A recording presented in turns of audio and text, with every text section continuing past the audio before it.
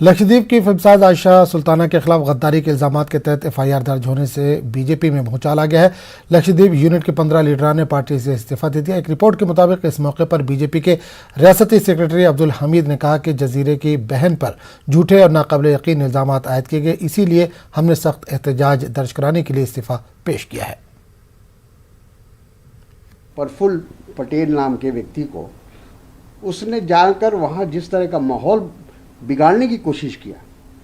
उनके जाने से पहले तक वहाँ कोविड का एक भी केस नहीं हुआ था। वहाँ के जो उस समय के जो एडमिनिस्ट्रेटर थे या जो वहाँ के पदाधिकारी थे, उन्होंने ऐसी व्यवस्था की थी, लेकिन इनके जाने के बाद वो तमाम पाबंदियाँ ख़त्म कर दी गई और आज उस क्षेत्र में भी, लक्षद्वीप में भी आज कोविड फैल रहा है। लेकिन सर जो बयान था उसमें तो उसने जो बयान दिया था उस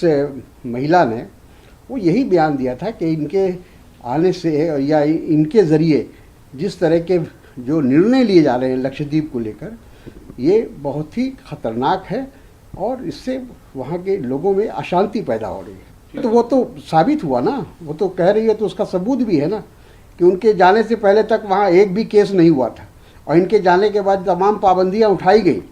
और उसके बाद ये कोविड